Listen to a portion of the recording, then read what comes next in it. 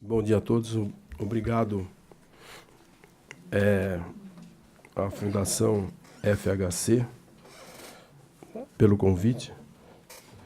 Eu tenho que terminar isso aqui às 11h05, é isso? Não, 11h15. 11h15. Tá bom, vamos lá. Obrigado a todos os presentes.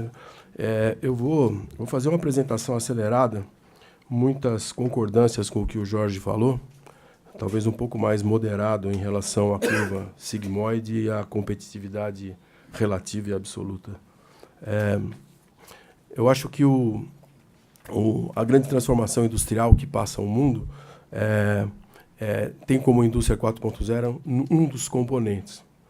E o conjunto de mudanças tem muito a ver também com o impacto das tecnologias nos produtos, que vai provocar uma mudança no perfil industrial nosso muito grande. Eu vou dar uma passada rápida nas questões de contexto em relação a materiais e questões de sustentabilidade, nos drives tecnológicos, depois nos drives de negócio, falando de modelos de negócio, que eu acho que isso é uma grande parte da revolução e da oportunidade. E, por último, eu vou falar um slide de indústria 4.0. Eu não sou economista, eu sou engenheiro, mas eu trabalho com automação industrial faz 35 anos como professor e pesquisador na USP. E tenho parceiros industriais e o nosso trabalho tem sempre um caráter de implantação de tecnologias na indústria. E nesse período de 35 anos, eu tive inúmeros parceiros em projetos de indústria 4.0. A gente tem um núcleo de manufatura avançada. Infelizmente, praticamente nenhum parceiro no Brasil. E aí isso é parte do processo e do problema. Bom, primeiro em relação... Eu vou passar bem rápido, porque graças a ter uma plateia tão inteligente, a gente pode acelerar o assunto e depois deixa para as discussões. Existe uma esquizofrenia em relação ao mercado de commodities hoje. A gente estava falando um pouco isso antes de vir para cá, e em relação ao problema atual do custo do petróleo, diesel, etc. Mas muita gente otimista, muita gente pessimista. De fato, a gente tem 4 principais aspectos, que é uma expectativa gigante de crescimento de demanda, um turning point em termos de preço das commodities e um bouncing effect, que faz com que o preço tenha uma alta instabilidade, que não é só global, mas também regional. Então, esse é um relatório da McKinsey que já está ficando antigo, eu atualizei isso, que mostra que a partir do ano 2000, o preço de commodities sempre caía e, de repente, ele começa a subir nos últimos 18 anos e com uma característica especial. Os eventos de instabilidade são muito mais frequentes e muito mais dependentes da demanda. Esse bouncing effect, que esse gráfico mostra em azul o PIB mundial, com sua variação em relação ao valor 100 em 2007, e o índice de preços global das commodities, da McKinsey, mostrando que para uma variação do PIB relativamente razoável, 27%, você tem uma variação no preço das commodities muito maior. Eu atualizei esse gráfico para 2016, e com aquelas referências, e a gente consegue ver que esse negócio só aumenta. Você tem pequenas variações no PIB, que representam pequenas variações de demanda e grandes variações de preço. O petróleo é simbólico em relação a isso, números que variam de 30 a 40 dólares o barril e chega até 130. Quer dizer, quando você tem valores de commodities tão variáveis, você fala assim, por que isso está acontecendo? Uma parte do problema é um grande investimento que você tem que montar uma indústria para produzir materiais básicos, investimento em mineração, são sempre pacotes pesados que dão o disparo de um aumento de capacidade grande. Você não é um processo modular. Mas, ao mesmo tempo, você tem que alguns produtos ou alguns elementos químicos da natureza têm vida curta. Está difícil de ler ali, mas aqueles em azul mais escuro, eles têm de 5 a 50 anos de reserva no planeta ainda. Então, e o de baixo, para simplificar, ele mostra que a maior parte não é reciclável. Significa que as coisas estão também desaparecendo da natureza e, quando elas começam a desaparecer, o seu valor fica muito mais dependente da demanda.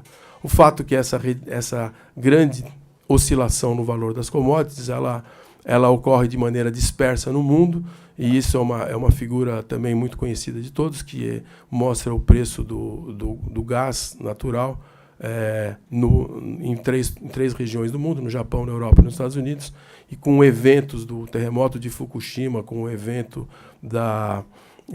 e do Shale Gas nos Estados Unidos, você tem até algum ano, por exemplo, ali em 2003, onde o gás natural, ou depois disso, talvez 2007, o gás natural no Japão era o mais barato do mundo, e de repente o gás natural no Japão virou cerca de 7 vezes mais caro do que no Texas, onde tem shale gas. Você vai fazer um investimento industrial em gás natural em 2007, você fala, vou fazer no Japão, porque lá o gás é mais barato. E, de repente, o mundo vira e o risco de investimento fica muito grande, então começa a surgir uma aversão de investimento industrial. Essa figura eu roubei do meu amigo Pedro Vonchovski, aqui, o presidente do IED, que mostra que, além de tudo isso, a gente tem um desempenho da indústria, da nossa capacidade de exportação altamente dependente do câmbio. E isso é sabido. Então, quando a gente fala da competitividade relativa, ela depende desse contexto cambial fortemente. Então, você vê câmbio e exportação seguindo juntos. O problema é que o câmbio brasileiro varia muito, né? E se a gente vivesse num país onde a nossa relação com o dólar fosse de 20%, 30% ao longo de uma história de 20 anos, mas esses números variam 200%, 300%. A gente tem câmbio que varia de 1 a 3,5, 3,7 agora. Esse gráfico está muito desatualizado já.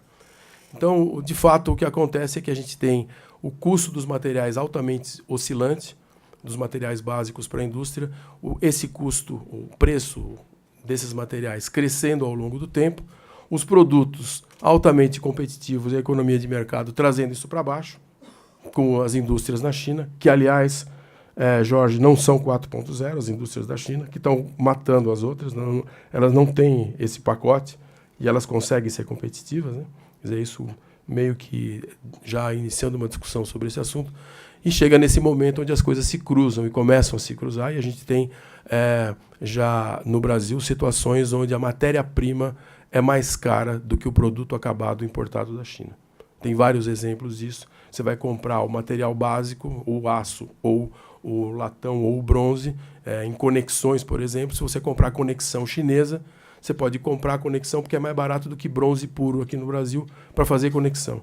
Então, tem coisas que já partiram para o bizarro.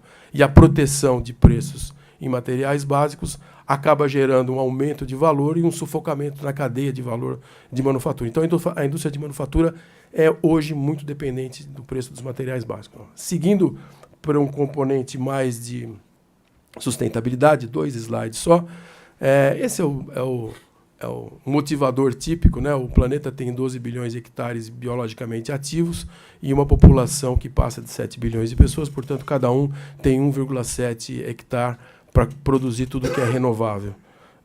Acontece que o footprint das pessoas médio no planeta Terra já é de 2,2, e esse gráfico mostra no eixo das abscissas ali o IDH e nas ordenadas o footprint ecológico ali em hectares por pessoa. Aquele quadrado, então, mostra que um IDH acima de 0,67 e um footprint abaixo de 1,7, que é o quanto a gente tem disponível por pessoa, seria uma região que a gente gostaria que o planeta inteiro tivesse. Pessoas felizes, saudáveis, não estressando o meio ambiente. Acontece que não tem ninguém ali dentro.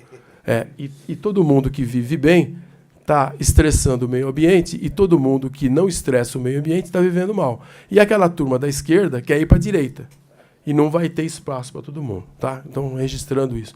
Então, quando a gente pega e mapeia qual a transformação que a indústria deve sofrer com base nesses 2 fatores, né, que é o bouncing effect das commodities, a gente tem um alto risco de investimento para instalações industriais e manufatura, as regulações cada vez mais restringindo o problema ambiental, uma demanda por produtos que têm maior vida para que o desempenho ambiental de produtos aumente, e isso está logicamente ligado a novos modelos de negócio que envolvem mais inteligência, mais tecnologia, mais informação nas nuvens, etc. Então, parece que a chave de tudo começa a se conectar com novos modelos de negócio.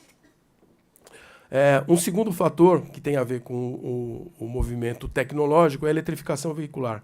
E ela provoca uma grande mudança na indústria. Então, esses são alguns gráficos de expectativa de crescimento na produção de veículos elétricos. Infelizmente, as cores mais claras desapareceram nesses projetores, mas vocês podem ver aí que a gente tem um crescimento. Cada vez que a gente tem uma nova previsão de produção de carros elétricos no planeta, ela é mais otimista. A cada ano saem previsões cada vez mais otimistas. A eletrificação veicular vai acontecer mais rápido do que se espera. O fato é que a propulsão mecânica por motor a combustão, comparada com a produção elétrica, é muito mais complicada. Num powertrain de um carro mecânico, você tem cerca de 10 a 30 mil peças. Você tem motor, cilindro, válvula, mola, pecinha, travinha, prato, pistão, anel, biela, bronzina, bomba de óleo, Cada um desses componentes tem um monte de pecinha dentro, e tudo isso precisa ser fabricado. Num carro elétrico, você só tem 200 componentes. Você tem um motor elétrico grudado direto no eixo da roda. E o motor é igual nas 4 rodas. E tem uma bateria que toca isso e um sistema de controle, que é eletrônica. Então, uma indústria como essa, isso é uma foto de uma fábrica parceira nossa. Eu parceio uma boa parte do meu trabalho na vida otimizando a produção de válvulas e motores, quando os motores viraram 16 válvulas. E hoje eu vejo que essas fábricas tendem a desaparecer.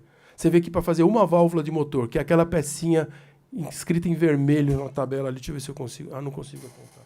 Essa daqui, ó, em vermelho.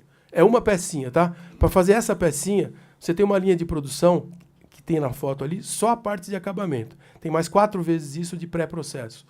Essas tem prensa de forjamento, máquina de solda por fricção, cut-offs, retificadoras. Cada fábrica dessa tem mais ou menos 500 máquinas e estão distribuídas provavelmente 25 fábricas no mundo inteiro. A gente trabalhou com metade delas, implantando o processo mais rápido, e hoje eu vejo que elas vão sumir. E não vai ter mais válvula de motor em automóvel. Então, a gente, associado a esses drivers, a esse driver tecnológico, a gente tem na China um crescimento que não é mais movido por infraestrutura, é baseado em novas tecnologias. A China está preocupada com impactos ambientais por razões óbvias, porque ele vai poder ser o supridor da demanda de coisas ambientalmente adequadas para a Europa. E-buses, que são os ônibus elétricos da China, viraram lei. Em Shenzhen tem já 16 mil ônibus elétricos. Nem em Nova York tem 16 mil ônibus a gasolina, mas em Shenzhen tem 16 mil elétricos. 5% dos veículos vão ser elétricos em 2020 na China e 30% em 2030. E a China quer ser o driver de veículos elétricos. Então, a gente passa a olhar por uma dinâmica industrial onde você tem uma simplificação industrial, a possibilidade de entrada de novos players e a China tomando a frente com regulamentações internas que vão criar competência para ser o grande supridor de EVs para o mundo inteiro, né? Bom, aí tem uma lista de impactos que isso deve causar na indústria e principalmente em relação ao trabalho na indústria, que vai ter um grande impacto, né? De novo, aparecem novos modelos de negócios e eu vou acelerar ainda um pouco mais, porque eu tenho só 7 minutos. Bom, nós vamos falar de manufatura aditiva, não vou falar sobre isso, mas hoje é possível fazer praticamente tudo com manufatura aditiva. Nós temos trabalhado especificamente com isso hoje, em metais. Uma máquina de manufatura aditiva está custando praticamente o preço de um centro de usinagem, mas ela é capaz de fazer muito mais, mas com certas limitações de qualidade ainda hoje. Só que já sai uma tecnologia no mundo, tem 4 fabricantes, por sorte, e graças à colaboração com a gente, a Romi é um deles, e que faz uma máquina híbrida que você deposita o material, já usina e sai com qualidade. A deposição pode ter pior qualidade, porque você vai usinar em seguida, então o tempo de processamento é muito mais rápido e essas máquinas vão tomar conta do mercado. Começou com a Morrisei no Japão, que teve essa ideia, e hoje está todo mundo se movendo em relação a isso. Isso deve mudar o ambiente industrial para estações que são capazes de fazer praticamente tudo. São capazes de crescer a peça, usinar, fazer tratamento térmico com laser, gravar a peça, fazer polimento, fazer acabamento com retífica na mesma estação.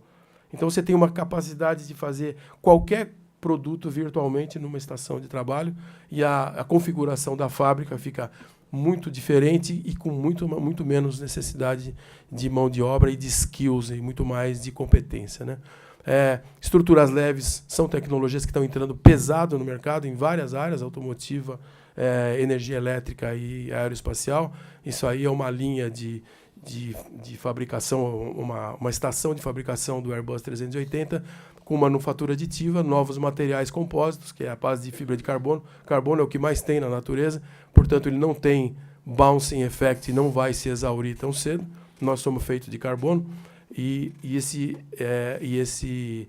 tipo de tecnologia combina tudo isso que a gente está falando, né? Uma estação que faz tudo por deposição, sem remover material, sem produzir lixo, ambientalmente adequada, usando material que não se exaure, com tecnologia aditiva para um avião mais leve, mais seguro e mais desempenho. Então, isso é um big chunk da transformação industrial. Então, novos materiais vão crescer, já passou a era onde os metais eram os campeões da indústria, os metais vão perdendo relevância, principalmente por essas políticas de protecionismo que os Estados Unidos entra agora, nessa fria, e agora a gente começa a ter novos materiais substituindo por desempenho e também por estabilidade de preço. Energias renováveis são outro grande driver. Vou fazer uma propaganda de um livro que eu acabei de publicar, esse vermelhinho, comparando energias renováveis no Brasil e avaliando qual é mais viável. A gente chega à conclusão que, por enquanto, eólica parece que é o grande vencedor em termos econômicos, de sustentabilidade ambiental e social. Mas essas tecnologias de energia também produzem um shift no perfil industrial, e isso precisa ser considerado.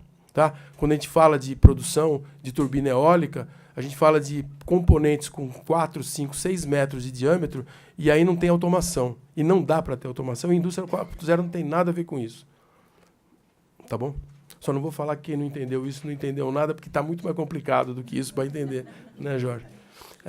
Então, as implicações no futuro da indústria em relação às novas tecnologias que a gente vai ter componentes muito maiores, a gente vai ter um número menor de componentes para fabricar na indústria automobilística, uma mudança de perfil industrial muito pesada e, de novo, a gente vai ter na área de energia desafios novos em relação a superfícies, qualidades de componentes, etc.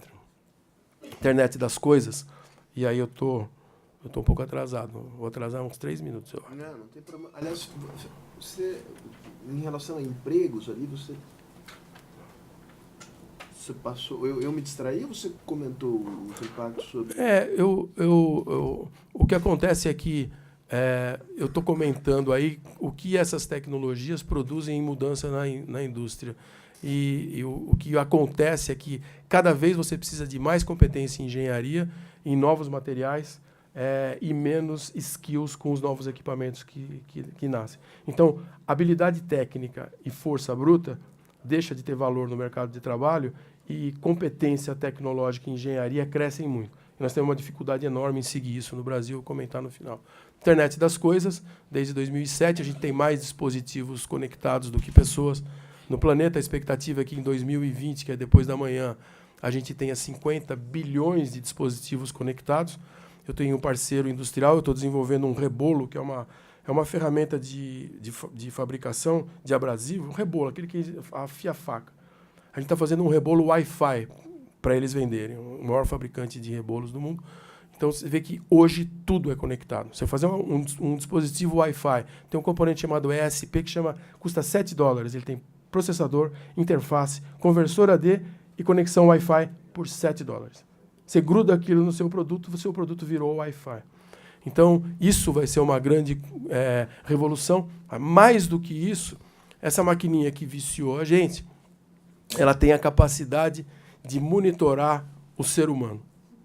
Porque o ser humano está usando ela para tudo. E você consegue ver, ou consegue acompanhar o que ele quer, o que ele precisa, onde ele está, o coração dele, quanto está batendo. Você consegue saber tudo, as fotos que ele tirou.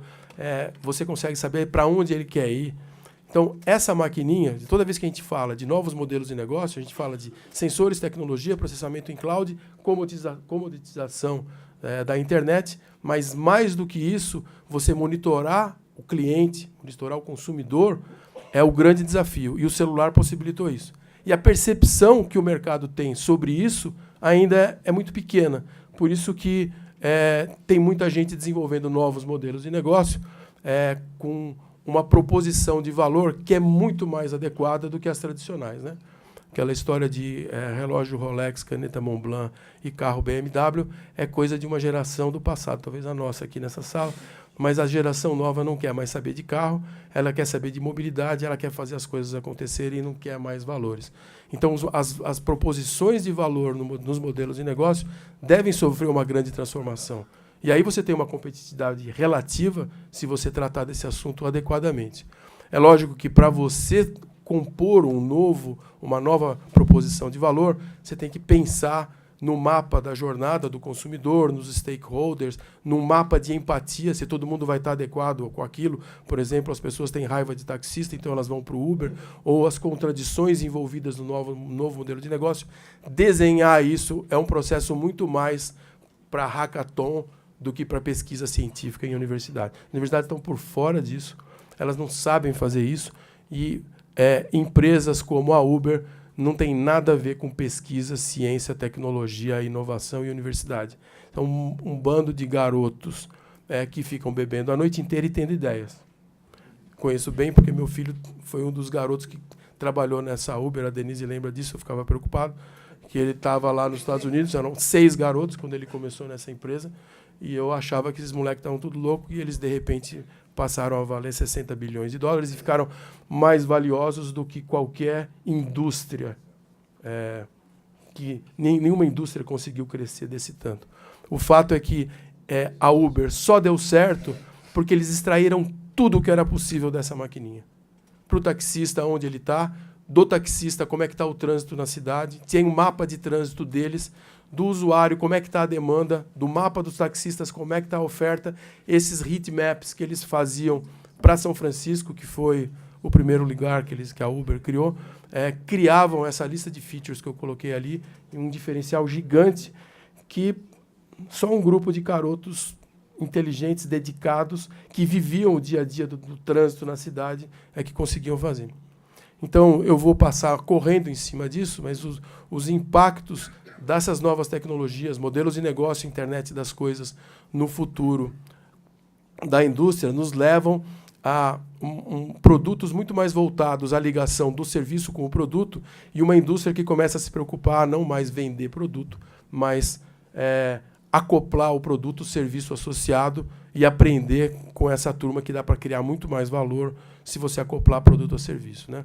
E isso gera impactos no ambiente industrial, de forma que produtos tenham que durar muito mais, porque no modelo de negócio de vender uso é mais interessante que o produto dure mais, então não preciso lançar design novo todo ano, etc. E eu mudo as características, a sustentabilidade do sistema melhora, eu entro em compliance com as regras ambientais e as coisas começam a se encaixar. Então, me parece que tudo vai dar certo por aí. Esse era o meu slide de Indústria 4.0. Eu vou fazer igual o Jorge, eu não vou explicar nada. Quer dizer, ficar falando... Espera aí, sem esse sentido. Mas eu não vou explicar nada do que é a Indústria 4.0, partindo do princípio de que vocês todos nessa sala já sabem que é esse mundo de tecnologia acoplado na indústria. O princípio é falso, mas toque feio. Mas o fato é o seguinte, essa história de Indústria 4.0 é realmente uma panaceia. Eu concordo 100% com o Jorge. Esse negócio está acontecendo ao longo do tempo. Só que veio um grupo de alemães agora, muito bons. O curso alemão está presente. Não, muito bons. Não, estou falando muito bons, viu? Muito espertos também. Eu falo isso para o Pedro, que também é alemão, né, Pedro? Mas eles vêm vender um pacote que fala o seguinte, agora a sua indústria virou 4.0. Não, ela está virando. Eu tenho um núcleo de manufatura avançada que tem 25 anos. A gente trabalha com pesquisa e automação industrial faz muito tempo. Esse negócio é um processo que está virando. Mas o fato é que as fábricas na China, eu tenho visitado fábricas na China, não tem nada de 4.0 lá, não. E eles ganham a competição com a gente, com comando numérico, com tecnologias de chão de fábrica, mas isso não quer dizer que a gente não tem que entrar nessa, viu, Jorge? Eu acho o seguinte, a indústria brasileira já se desmoronou. E agora a indústria alemã está colocando a cereja no bolo para, num processo de competitividade, de produtos de melhor qualidade, de produtos mais inovadores, eles falam assim, agora a gente começa a ganhar também competitividade relativa naquele ambiente industrial para conseguir competir com a China, porque a China está conseguindo inovar numa taxa tão grande. E a nossa realidade aqui é outra. A gente já perdeu. A gente vai botar a cereja no bolo e o bolo já murchou no forno. Então, quais são os impactos da indústria 4.0? Vai ter novas linhas de produção conectadas, tem necessidade de sistemas em tempo real para medir desempenho de máquinas e ferramentas, controle total da produção. No trabalho, na indústria, a gente vai ter produtos inteligentes com um mundo de trabalho de desenvolvimento por trás de uma fábrica, muito menos trabalho manual, é a mesma conversa, né? Então, de novo, less skills, more expertise.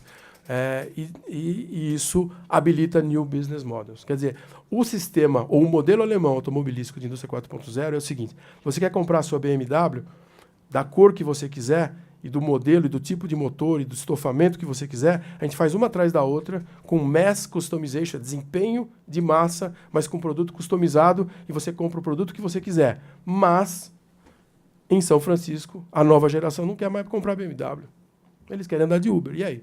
E essa mudança de modelo de negócios, ela não está muito clara no ambiente europeu. Eu tenho amigos alemãos que falam, mas o legal do carro é o ronco do motor. Como é que o carro elétrico vai fazer isso? Agora tem um kit que você instala na BMW com motor menor, que ela faz o barulho no alto-falante de um motor do motor maior. E você acelera, você parece que está na 450, mas a sua é só 230. Então, não resolve nada. Então, fazendo um resumo, e terminando já, porque eu passei aí 5 minutos, nós somos um centro de pesquisa em manufatura, a gente trabalha com isso, e o que a gente percebeu é o seguinte: o nosso P&D, na nossa história, esse prédio todo é uma fábrica dentro da USP de São Carlos, ela tem sido financiada principalmente por indústrias no exterior, TRW, Chrysler, SAP, que é uma empresa de software, Saint-Gobain, e a gente desenvolve componentes 4.0 para esses países, e a gente percebe que o país, no Brasil, o problema é muito diferente. O problema é um problema de competitividade, de materiais básicos caros, de taxa cambial muito variável, falta de investimento. Fala quem é um herói investidor industrial brasileiro. Não tem. Não tem um nome, fulano está investindo na indústria. Não tem isso. Bom, fábricas antigas, desenvolvendo produtos caros, que é o que é viável, trazer uma fábrica antiga do Brasil, e o Brasil vai ter muita dificuldade de implementar a indústria 4.0. É lógico que alguns setores, a Embraer já está na frente nisso, está muito adiantada. Esses dias eu estive lá vendo todos os sistemas que estão em implantação. É um contínuo, mas vai ser difícil. Então, esse é o meu último slide. Então, o caminho para o Brasil, qual seria? Isso é meio que uma provocação. Então, primeiro, a ideia de que materiais básicos com preços não competitivos têm matado a indústria de manufatura e vão continuar matando. A gente tem no Brasil um sistema onde o markup na base da cadeia de valor é maior do que no fim da cadeia de valor. Então, você consegue fazer mais dinheiro produzindo materiais básicos do que adicionando valor aos materiais, e isso faz com que o setor de manufatura não tenha nenhum estímulo para receber investimento. A gente tem a gente vai precisar ter uma ênfase, continuar tendo uma ênfase forte em tecnologias para sustentabilidade no setor de energia e mobilidade. Isso pode ser um diferencial, uma diferença comparativa que o Brasil pode ter. Quer dizer, indústria 4.0 na agricultura, tecnologias para agricultura, tecnologias para materiais básicos e mineração, melhorando o desempenho desses setores pode ser um caminho. Ali, então, estender o sucesso da agricultura e das empresas de mineração na cadeia de valor. Então, eu diria o seguinte: a Nokia era uma empresa que fazia celulose. Se você tem empresas saudáveis hoje nos setores de agricultura, mineração, etc., será que elas conseguem avançar na cadeia de valor e conseguir fazer parte de um processo de produção que entregue um pouco mais à frente, no momento onde o mundo do produto está mudando? Vou dar um exemplo. As baterias, a Toshiba anunciou uma bateria que vai usar nióbio. A bateria que usa nióbio carrega o carro 90% da carga em 6 minutos. Saiu anunciado no jornal faz 2 meses. Nióbio é um produto essencialmente brasileiro, né? O Brasil vai vender nióbio ou ele poderia vender eletrodo de bateria? Entender esses processos e avançar na cadeia de valor é uma oportunidade para o Brasil. das quais eu acredito muito, o Brasil tem que mergulhar no assunto de business models com base em tecnologia móvel. O Brasil não precisa produzir celular nem tablet, mas ele precisa usar o potencial disso. E a indústria 4.0 está aqui para ficar. Quer dizer, se você está numa perspectiva mundial e precisa ter muito mais competitividade absoluta para ganhar relativa em extensão, você vai ter que otimizar, automatizar os seus processos o máximo possível. Portanto, eu não acho que não é o caminho, mas para alguns casos tem que ser. Na Embraer, por exemplo, eles têm que fazer isso para poder suprir outras dificuldades que o ambiente impõe. No mais, muito obrigado, desculpe pelo meu atraso.